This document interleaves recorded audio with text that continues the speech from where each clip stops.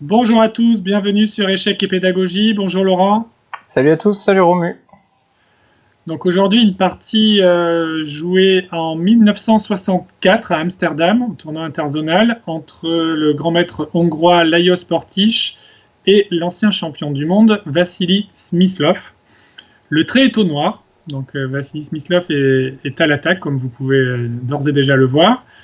Mettez sur pause pour chercher la solution que Laurent va nous faire découvrir tout de suite après.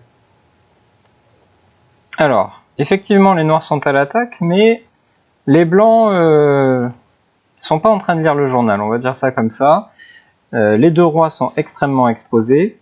Ils n'ont plus leur couverture de pion, si tant est qu'il y en ait eu une un jour. Pourquoi est-ce que le roi noir est exposé? Parce qu'il y a quand même un pion en D6 qui lui coupe la route. Il y a un cavalier qui est dans les parages, et il y a une dame qui certes ne peut pas encore faire échec. D'ailleurs, on remercie grandement pour ça le cavalier qui contrôle les cases d'échec en B6 et B8, mais voilà, les blancs ont quelques idées eux aussi pour attaquer le roi noir. Et donc justement, les noirs vont essayer d'être les premiers à attaquer, à aller menacer mat et ainsi de suite. Quelles sont les armes à leur disposition?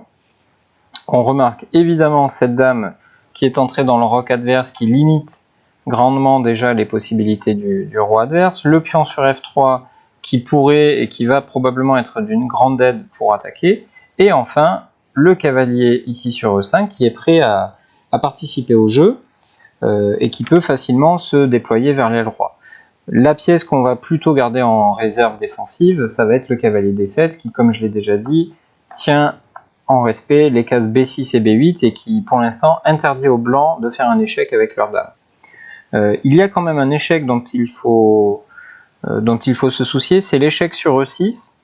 Mais après cavalier E6 échec, les noirs auraient toujours le coup roi C8 qui mettrait fin à cette série d'échecs, enfin c'est pas une série puisqu'il n'y en a qu'un d'ailleurs, mais qui mettrait fin aux échecs de la part des blancs, et donc nous laisse un petit temps de répit pour organiser notre propre attaque. Et d'ailleurs, c'est ce dont va profiter Smyslov. Il trouve ici le coup de destruction cavalier prend G4. Son objectif, qu'est-ce que c'est? C'est d'éliminer le pion H3, qui est l'un des derniers défenseurs du roc, comme on va le constater juste après. Donc là, la menace est claire, mat en H2.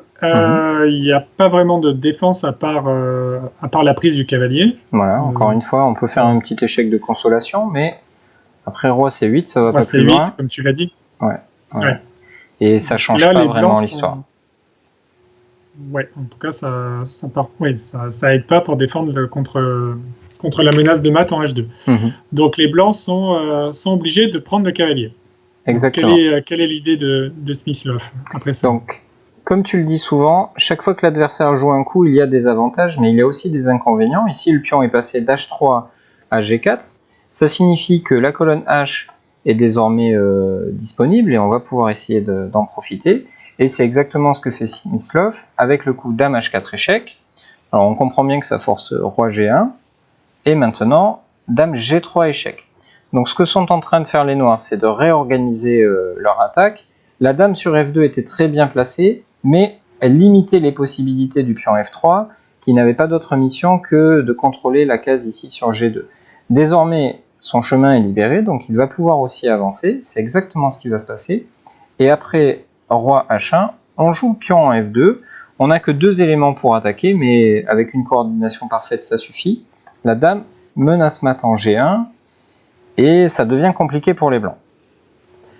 Oui, en fait, on voit que les blancs ont un fou de cases blanches, et donc sont incapables de se défendre contre une éventuelle attaque sur case noire. Alors là, les noirs n'ont pas de fou, mais c'est le pion en F2 qui assure le remplacement.